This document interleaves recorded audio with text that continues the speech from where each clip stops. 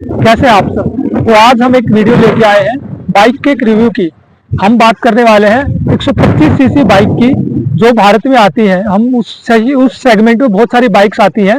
जैसे अगर आप बात करेंगे हीरो की एक्सट्रीम आती है, ग्लैमर आती है, या बजाज की पल्सर आती है, और एक नई बाइक बजाज की अब फ्रीडम भी आई सीएनजी में। उस पर कभी फिर बात करेंगे, लेकिन जिस बाइक की आज हम बात करने वाले हैं वो है टीवीएस की Raider bike 125 CC, exactly 124.8 CC में बाइक आती है। इस बाइक की हम बात करें, इस बाइक में बहुत सारे अच्छे अच्छे फीचर्स हैं। कुछ चीजें हमें कम भी लगी है, जो चीजें अगर अच्छी होती तो बाइक और अच्छी होती। लेकिन आज हम इस बाइक के एक ओवरऑल रिव्यू लेने वाले हैं कि बाइक आखिर है कैसी, इसको चलाने के बाद कैसा फील होता है, कैसा कंफर्ट है, क्या क्या चीजें इसमें अच्छी है, वो सब हम बाइक के बारे में डिस्कस करेंगे। सबसे पहले इस बाइक की बात करें, 124.8 सीसी का इसमें इंजन आता है। इंजन की बात करें, 11.2 बीएचपी का इसमें पावर है, 11.2 टॉर्क ये जनरेट करती है। उसके अलावा बात करें इसके फ्यूल टैंक की, अगर इसके फ्यूल टैंक में देखें तो लगभग 10 लीटर का इसका फ्यूल टैंक आता है। और E20 का इसमें पेट्रोल की बात की गई है, एनवायरमेंट को लेके भी इसमें ध्यान रखा गया है। उसके अलावा बात करें इसके हम कुछ और फीचर्स की, इसमें 6 वेरिएंट आते हैं इस बाइक में, अलग अलग वेरिएंट होते हैं। जो ये बाइक आज हम आपके सामने लेके आए हैं, इस बाइक की बात करें तो ये टॉप से 2 कम है। इसमें कुछ जो अलग है बाकी टीवीएस की राइडर से, उसकी बात करें, एक तो इसमें जो सीट आती है आप देखेंगे स्प्लिट सीट आती है, सिंगल सीट नहीं है, डबल सीट आती है। उसके अलावा जो हम इसमें बात करेंगे इको और पावर मोड की, इसमें 2 मोड आते हैं, एक इको और एक पावर मोड आता है। बाकी इसके सबसे जो टॉप वेरिएंट है, अगर आप उसको देखेंगे तो उसमें ये बाइक में आता है, उसमें स्मार्ट कनेक्ट, यहाँ पे अगर आप देखेंगे, अगर मैं आपको कहूँ, यहाँ पे आप देखेंगे, यहाँ पे आपको स्मार्ट कनेक्ट लिखा मिलेगा। यानी कि उसके अंदर जो पॉइंट रहेगा, आपको मैप नेविगेशन का भी स्क्रीन के ऊपर दिखेगा। जो यहाँ पे आपको स्क्रीन दिख रही होगी, अगर आप एक बार देखेंगे इस पे, तो जो यहाँ पे स्क्रीन दिख रही है, ये स्क्रीन जब इतनी है तो वो स्क्रीन उसकी बहुत बड़ी होती है। और उसके अलावा जो बात करें उसमें यहाँ पे आप देखेंगे कुछ भी नहीं है, लेकिन वहाँ पे इसमें मेन्यू का एक ऑप्शन आता है, उसको क्लिक करने से सारी स्क्रीन पे चीजें होती है। क्योंकि आप देखेंगे यहाँ पे ऑप्शन दिया है सेट का और मोड का, जबकि वो यहाँ पे नहीं होगा, टच स्क्रीन होगी। वहाँ पे आप मैप भी चलाएंगे, आप नेविगेशन भी देखेंगे, वो सब चीजें वहाँ पे दिखेंगी। उसके अलावा बात करें इस बाइक की, इसका जो टोटल वेट है, बहुत हल्की बाइक है, ज्यादा भारी बाइक भी नहीं है।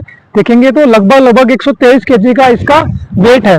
दूसरा, इसमें बात करें इस बाइक की, टीवीएस की जो राइडर बाइक आती है, बाकी 5 से 6 वेरिएंट जो इसके हैं उसमें और इसमें, इसका जो बेस मॉडल है उसमें ही अकेली ऐसी बाइक है जिसमें फ्रंट में आप देखेंगे डिस्क ब्रेक, बाकी सभी वेरिएंट्स में डिस्क ब्रेक आते हैं। इस बाइक की बात करें, इसमें आपको फ्रंट में डिस्क ब्रेक मिलेगा, पीछे की साइड में आपको इसमें अगर आप देखेंगे तो पीछे आपको ड्रम ब्रेक ही मिलेंगे। और इसका जो टॉप मॉडल है, आप उसमें जाएंगे तो उसमें भी आपको ड्रम ब्रेक मिलेंगे, उसमें भी डिस्क पीछे नहीं दिया गया है, एबीएस नहीं है इसमें। तो हम एक टोटल बात करेंगे, टोटल इसमें क्या क्या चीजें हैं और क्या क्या नहीं है। उसके अलावा बात करें टायर साइज की, आपको आगे और पीछे दोनों साइड में 17 नंबर का ही टायर साइज मिलता है। उसके अलावा दोनों सेम साइज ही लगभग टायर है, तो ये इसमें एक चीज हो सकती थी। उसके अलावा जो बात करें इसमें कलर की, इसमें काफी कलर आते हैं। तो ये वाला कलर जो हमने बाय किया है, ये लगभग ब्लैक कलर में आता है। और इस ब्लैक कलर के जैसे इसकी जो बात करें प्राइस भी बढ़ जाती है। ये इस बाइक की एक मोटी मोटी बातें थी जो इस बाइक में आती हैं। बाकी अगर बात करें स्क्रीन को, आप एक बार देखिए स्क्रीन कैसे दिखती है। अगर हम स्क्रीन में जाएंगे तो थोड़ा सा लाइट की वजह से शायद आपको क्लियर ना दिखे, लेकिन आप देखेंगे यहाँ पे आपको काफी चीजें फीचर्स मिलते हैं। सबसे मेन आपको यहाँ पे ओडोमीटर आप देख रहे होंगे। उसके अलावा आप बात करें, यहाँ पे आपको रेंज यहाँ पे शो होगी, सबसे मेन टाइम आपको यहाँ पे शो होगा, गियर यहाँ पे आपको दिखते हैं कि आपका कौन सा गियर में चल रहा है, सबसे अच्छी चीज ये है। बाकी अगर बात करें बाइक के, आप लुक पे जाइए, स्पोर्टी लुक दिया गया है यहाँ पे। और उसके अलावा आप देखेंगे स्टाइल आपको यहाँ पे मिलेगा, कंफर्ट आपको मिलेगा, और सबसे मेन परफॉर्मेंस। क्योंकि आपको मैंने इंजन का बताया 11.2 bhp का है, 11.2 टॉर्क इसमें आता है, पावर जनरेट करता है ये बाइक। उसके अलावा आप बात करेंगे इसके अब प्राइस की, प्राइस से पहले एक चीज और हम डिस्कस करेंगे इस बाइक के बारे में, वो है इसकी माइलेज। क्योंकि भारत के लोग आपको पता ही है, सबसे मेन देखते हैं कि भाई माइलेज क्या देती है, कितना चल जाएगी 1 लीटर के अंदर। तो इस बाइक का जो मेरा एक्सपीरियंस रहा है क्योंकि अगर आप देखेंगे इसमें, ये मेरी बाइक 5,784 किलोमीटर चल चुकी है। आप ओडोमीटर में अगर आप देखेंगे तो 5,784 किलोमीटर अभी तक चल चुकी है। और ये बाइक मैंने नवंबर 2024 में इसको परचेज किया था। तो अब देखिए नवंबर 2024 से लेके अभी इसका मार्च चल रहा है, तो लगभग 4 महीने हो चुके हैं इस बाइक को लिए, और 4 महीने में मेरी 5,000 साढ़े 5,000 बाइक चल चुकी है। एक सर्विस में इसकी करा चुका हूँ, तो पूरी सर्विस होती है। पहले वाली सर्विस में सिर्फ ऑयल चेंज करते हैं, उसके बाद दूसरी सर्विस होती है जिसमें पूरा बाइक को एक बार सर्विस की जाती है। तो वो सर्विस इसकी हो चुकी है। और उसके बाद में अभी माइलेज क्या देती है, मेरा घर यहाँ से लगभग 35-40 किलोमीटर है। मैं रोज ऑफिस से अप डाउन करता हूँ, और ऑफिस से अप डाउन करने के बाद जो मेरे को माइलेज आती है, मैं शहर में भी चलाता हूँ, मेरा हाईवे भी आता है। अगर आपने देखा हो दिल्ली मुंबई एक्सप्रेस वे जो गुड़गांव से चलता है सोना होते हुए, उस हाईवे से मैं होते हुए जाता हूँ। तो जिसकी एक तो टॉप स्पीड की टॉप मेरी जो चली है, इसमें एक चीज आपको एक पॉइंट यहाँ पे टेक्निकल पॉइंट इन्होंने डाला हुआ है। अगर आप बात करें इको और पावर वाले बटन की, 2 ही मॉडल में इको पावर आता है, एक मॉडल में और एक सबसे टॉप मॉडल में। तो इको में अगर आप बाइक चला रहे हैं तो आपकी जो टॉप स्पीड रहेगी वो 90 किलोमीटर प्रति घंटे की रहेगी। तो ये एक पॉइंट है कि अगर आप इको में चला रहे 90 से ज्यादा की स्पीड में नहीं चला सकते। लेकिन अगर आप इसको चेंज कर रहे थे पावर में, अगर इसको करते हैं तो इसकी स्पीड जो मैक्सिमम मेरे पास गई है वो 109 किलोमीटर पर आवर की गई है। तो बाइक देखा जाए 125 सीसी के अकॉर्डिंग बहुत अच्छी है टॉप स्पीड, कोई दिक्कत नहीं है उसमें। और दूसरा माइलेज की बात आती है। अगर आप माइलेज में जाएंगे तो माइलेज आप देखिएगा, जो शहर के अंदर मुझे माइलेज मिली है ऑन एन एवरेज, वो बाइक की माइलेज मुझे मिली है वो है 52 से 55 किलोमीटर। इसकी एक एवरेज बाइक की मेरे को माइलेज मिली है 55 किलोमीटर तक की, आपके शहर में सिटी के अंदर आपको माइलेज देगी।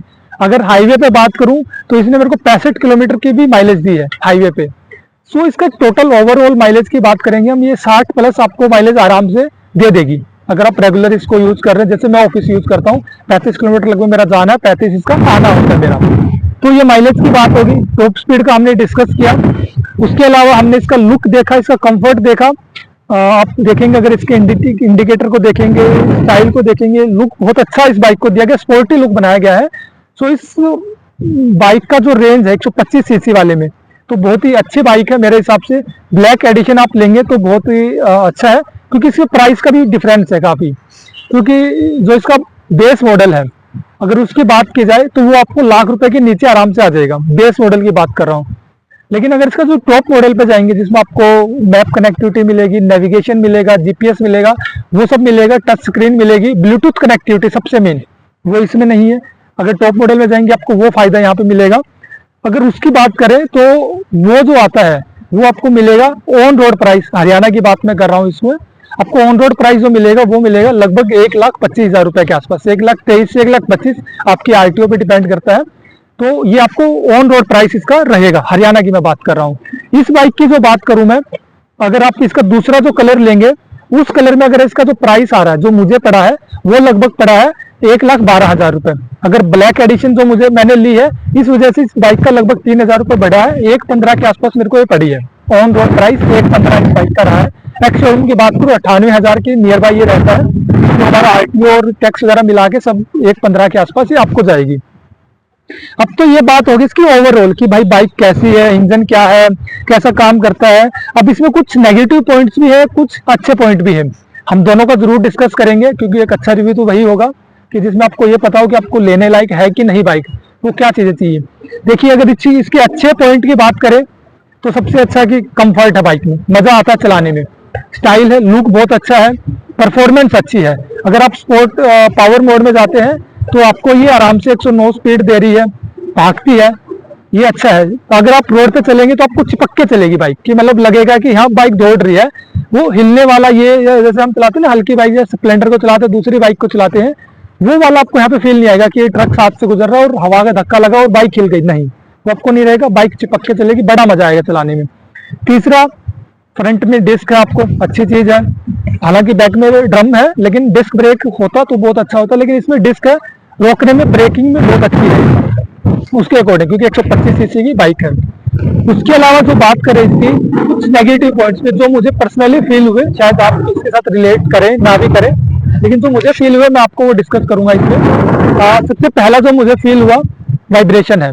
अगर हम बाइक को चलाते हैं, स्पीड में है बाइक, मेरे दोनों हाथों में वाइब्रेशन महसूस होगी मेरे को।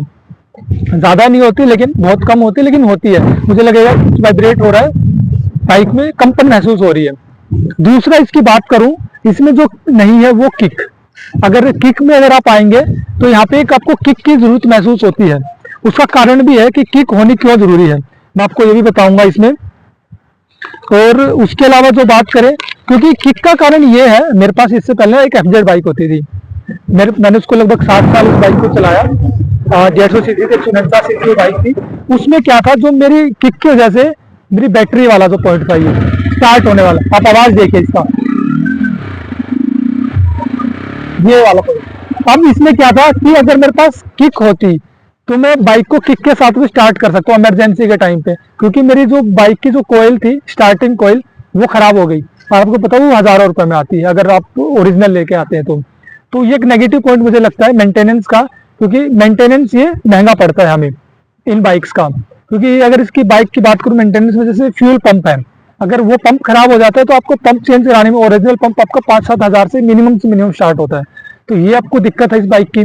दूसरा, इसके बाद में बात करें इस बाइक की, इसमें यहाँ पे इंजन को ऑन ऑफ वाला नहीं दिया गया बटन, यहाँ पे जहाँ पे आपको इको और पावर यहाँ पे मिलता है, आप यहाँ पे देखेंगे तो यहाँ पे इसको इंजन ऑन ऑफ ही मिलना चाहिए था इस पावर इको की जगह, ये कहीं और शिफ्ट कर सकते थे यहाँ पे। अब क्योंकि मेरे को अगर बाइक को स्टार्ट करना है तो मैं चाबी को ऑन करूंगा, यहाँ से स्टार्ट करूंगा, इसलिए अब मेरे को बंद करना है तो मेरे को फिर वापस चाबी पे ही जाना होगा, यहाँ से मैं स्टार्ट बंद कर सकता हूँ। अगर मेरे को सिग्नल पे रोकना है, किसी कारण से 1-2 सेकंड के लिए रोकना पड़ा, तो मैं यहाँ से, अगर इंजन ऑन ऑफ का होता तो मैं इंजन को ऑन ऑफ करता, मेरी बाइक और बंद हो जाती है, स्टार्ट हो जाती है यहाँ से ही, मेरे को चाबी पे जाना नहीं पड़ता।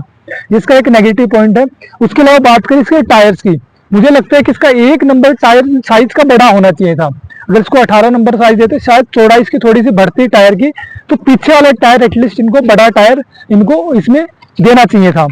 उसके अलावा जो बात करेंगे हम इसमें, दूसरा एक चीज और है कि पावर बटन वाला जो था ये इको का, अगर आप इस बटन की ही बात करें तो इस बटन में आप देखेंगे इको और पावर है, लेकिन ये इको पावर और इको और पावर में जब आप शिफ्ट करते हैं, अगर आपकी बाइक स्पीड में है, स्टार्ट है, स्पीड में है, 5वें गियर में चल रही है, तो ये पावर वाला बटन कोई काम का नहीं है आपके लिए, क्योंकि ये पावर आपको देगा ही नहीं। जो पावर आप सोच के चल रहे हैं कि अगर मैं 5th गियर में चल रहा हूँ और मेरी 70 की स्पीड में बाइक है और अब इसको पावर दबा के एकदम हाईवे मेरे को स्पीड बढ़ाना है, तो वो नहीं बढ़ेगी, आपकी उसी स्पीड में हल्की सी बढ़ेगी, लेकिन वो नहीं, ये आपको स्टार्टिंग में काम देगा ओनली, कि आपकी बाइक 0 पे थी, आपने अब बाइक को बढ़ाना है तो आप पावर पे स्टार्ट करेंगे, शायद आपको पिकअप ज्यादा तेज मिले। इसके अलावा इसका ज्यादा बेनिफिट है नहीं। हाँ, दूसरा ये है कि आपकी इको पे 90 की एक स्पीड बंद जाती है कि इको पे आप 90 से ज्यादा नहीं चला सकते, आपको माइलेज निकालना है तो, लेकिन अगर पावर पे जाएंगे तो आप 100 से ऊपर इसको आराम से लेके जा सकते हैं। उसके अलावा एक पॉइंट और जो मुझे इसमें लगा, वो है इसका एक अच्छा पॉजिटिव पॉइंट भी है इसका, एक आपको दिखेगा, इस बाइक में आपको चार्जिंग पॉइंट भी मिलता है। आप यहाँ पे देखेंगे, आप एक सेकंड दिए, यहाँ पे आपको इसमें यहाँ पे चार्जिंग पॉइंट मिलता है। आपको अगर अपना फोन चार्ज करना है तो यहाँ पे अपना फोन भी आप चार्ज कर सकते हैं। तो ये आपका एक पॉइंट इसमें अच्छा दिया गया है कि आपको अगर रैपिडो चला रहे हैं, आप उबर चला रहे हैं, कोई डिलीवरी कर रहे हैं, क्योंकि काफी लोग मैंने देखा है इस बाइक पे डिलीवरी करते हैं तो उनको अलग से चार्जिंग पॉइंट लेने की जरूरत नहीं पड़ती, बाइक में अपने आप मिलता है, कंपनी फिटेड मिलता है, तो आप ये चार्ज कर सकते हैं। उसके अलावा एक चीज और मुझे थी, स्टार्टिंग में फील होता था, ये बाइक ना नीचे से टिकती थी, मीन्स कि इसका जो बेस ग्राउंड लेवल है वो कम है। आप अगर सामने से देखेंगे तो इसका बहुत कम है। अभी मैंने मेन स्टैंड पे बाइक को किया हुआ है, तो इसका हमने जब हम 2 लोग बैठ के जाते थे बाइक पे, तो कोई छोटा मोटा गड्ढा था, ब्रेकर था, छोटा ब्रेकर था, उसमें टिकने लगती थी। तो इसमें हमने एक चीज चेंज की, मैं आपको दिखाता हूँ यहाँ पे, अब देखिए। तो जो ये वाला पॉइंट है, ये वाला पॉइंट हमने मिस्त्री को बोल के इसको, उसने खोल के इसको ऊपर उठाया। इसके उठाने से जो बेस का ग्राउंड लेवल था वो थोड़ा सा क्लियर हो और थोड़ी सी इसकी ऊंचाई बढ़ी है। इस वजह से आप देखेंगे बाइक टिकती नहीं है, कम टिकती है। अगर आपकी बाइक में भी है तो वहां पे उसको खुलवा सकते हैं अपने मिस्त्री से, अपने मैकेनिक से, और ये आपको फायदा करेगी। ये ओवरऑल इसका मैंने नेगेटिव और अच्छे और बुरे पॉइंट मैंने बताए हैं, ओवरऑल इसका बताया है। शायद कुछ एक पॉइंट रुक गया, रह गया होगा, शायद आप कमेंट कर देना, हम उस पर भी डिस्कस कर लेंगे। हालांकि जो प्राइस की बात करें, मैंने आपको पहले डिस्कस किया है, 1,12 के अंदर मुझे पड़ रही है। अगर मैं दूसरा कलर भी लेता हूँ, अगर ब्लैक एडिशन ले रहा हूँ तो 1,15 में पड़ रहा है। 1,15 मेरे को ऑन रोड प्राइस आ रहा है इसका। तो आप बताइएगा वर्थ इट है कि नहीं, क्योंकि मुझे इसमें कुछ कमी ज्यादा लगी है। जैसे अगर इसका एक ऑन ऑफ वाला होता तो ज्यादा अच्छा था, किक इसमें होनी चाहिए थी। उसके अलावा तो बाकी चीजें तो नेगलेक्ट हम कर सकते हैं। अच्छा, एक इसमें नेगेटिव पॉइंट मुझे और भी लगा कि कई बार गियर डालते वक्त जो हम गियर यहाँ पे शो होते हैं, यहाँ पे आप देखेंगे गियर डलते हैं तो यहाँ पे शो होते हैं, जैसे अभी न्यूट्रल आ रखा है तो आप देखेंगे न्यूट्रल आ रखा है अभी, तो यहाँ पे कई बार गियर शो नहीं होता। मैं 5th गियर में चल रहा हूँ, 4th गियर में चल रहा हूँ, तो गियर नंबर यहाँ पे शो नहीं होता, वो हट जाता है, कभी 0 हो जाता है, कुछ ब्लैंक हो जाता है, दिखता ही नहीं है। तो यहाँ पे ये भी शायद कोई टेक्निकल एरर है या फिर पता नहीं कुछ अगली सर्विस के बाद ये ठीक हो जाए, तो ये चीजें भी है। बाकी ये हमारा ओवरऑल रहा। अगर आपको वीडियो अच्छी लगे तो आप इसको जरूर लाइक करिएगा। अगर किसी को लेना चाह रहा है इस बाइक को तो आप उसको शेयर कर सकते हैं वीडियो को, उसको शायद मदद मिल जाए इस वीडियो से कि उसको लेना चाहिए कि नहीं लेना चाहिए। तो ये ओवरऑल इस बाइक का था। आप कमेंट करके बताइएगा अगर आपको कुछ समझ नहीं आया या कुछ पूछना था या कुछ और जानना चाहते, किसी और टॉपिक पर वीडियो चाहते हैं, बताइएगा। थैंक यू सो मच, मिलते हैं कभी फिर वीडियो में।